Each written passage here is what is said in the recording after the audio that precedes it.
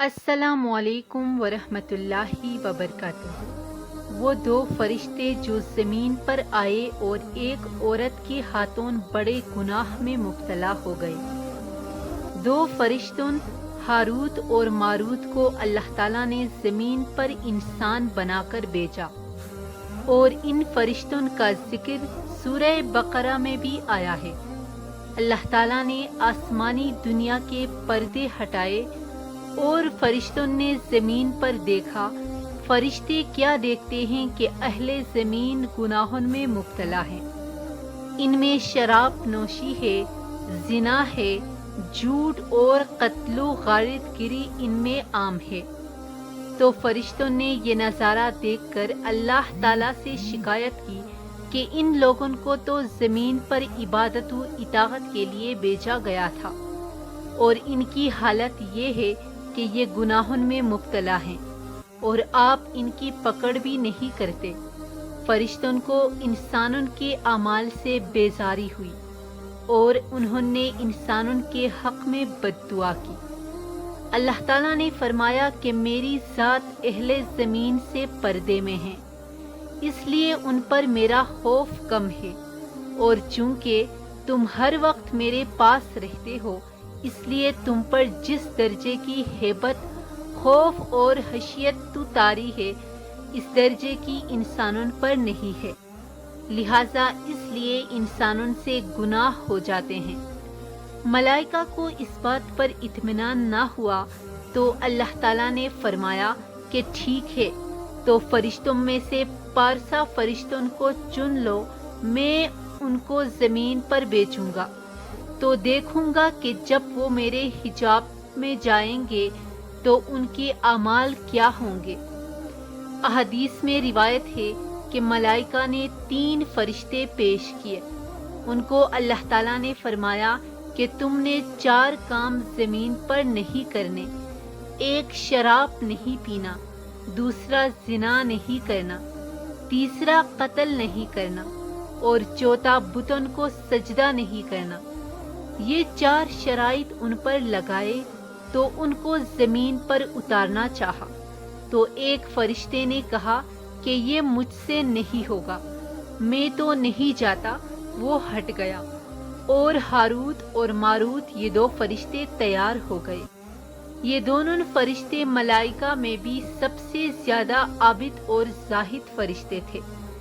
اللہ تعالیٰ نے ان کو زمین پر اتار دیا۔ حضرت علی رضی اللہ تعالیٰ عنہ سے روایت ہے کہ وہ حضرت ادریس کا زمانہ تھا۔ یہ فرشتے زمین پر آ گئے، ان میں اللہ تعالیٰ نے نفسانی خواہشات پیدا کر دیا، اور ان کو لوگوں کے فیصلوں کے لیے مقرر کر دیا۔ لوگ ان کے پاس اپنے مسائل کے حل کے لیے آتے تھے۔ ایک طویل زمانہ اس میں گزر گیا، یہاں تک کہ ایک دن ایک خاتون آئی، وہ بہت حسین و جمیل تھی۔ حضرت علی فرماتے ہیں کہ اس کے حسن و جمال کا یہ عالم تھا کہ جیسا کہ زہرہ ستارہ تمام ستاروں میں سب سے زیادہ خوبصورت ستارہ ہے۔ وہ آئی اور اس نے اپنا مسئلہ بیان کیا، تو ان فرشتوں میں اللہ تعالیٰ نے جو شہوات، نفسانی خواہشات رکھی تھی، اس حسین و جمیل عورت کو دیکھتے ہی بھڑک اٹھے، اور خاتون کو برائی کی دعوت دی، اور اسے کہا کہ تم اپنا بدن ہمیں پیش کرو۔ تو اس خاتون نے کہا کہ میری ایک شرط ہے، میرے پاس ایک بت ہے، تم پہلے اس بت کو سجدہ کرو۔ جب تم میرے دین کے ہمنوا ہو جاؤ گے تو میں تمہاری بات پوری کر دوں گی۔ انہوں نے کہا کہ ہماری توبہ، یہ شرک ہم سے نہیں ہوگا۔ وہ خاتون اتنی بات کہہ کر چلی گئی تو ایک طویل عرصہ جتنا اللہ تعالیٰ کو منظور تھا خاموش رہی، اور اس کے بعد خاتون پھر آئی۔ انہوں نے پھر وہی بات کہی، تو خاتون نے کہا کہ میری ایک شرط ہے، تم میرے شوہر کو قتل کرو تو میں تمہاری خواہش پوری کروں گی۔ تو انہوں نے کہا کہ قتل تو گناہ کبیرہ ہے، یہ تو نہیں ہو سکتا۔ تو اس خاتون نے کہا کہ اچھا میرے پاس شراب ہے، تم لوگ شراب پی لو۔ تو انہوں نے آپس میں مشورہ کیا کہ شراب تو چھوٹی چیز ہے، شراب پی لیتے ہیں، اس سے کچھ نہیں ہوگا۔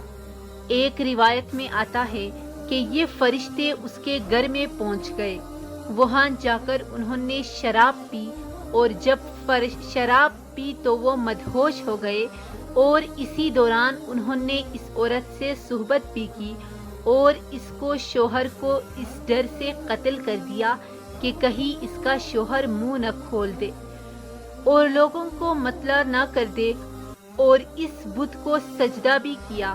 اللہ تعالیٰ نے آسمان کے پردے کھول دیے اور سارے ملائکہ یہ نظارہ دیکھ رہے تھے، تو وہ بڑی ششدرہ رہ گئے اور کہا کہ یہ کیا ہو گیا؟ تو سارے فرشتے استغفار کرنے لگے اور کہا یہ تو خواہشات کا نتیجہ ہے، اور جب کوئی حجاب میں چلا جائے تو ایسا ہوتا ہے۔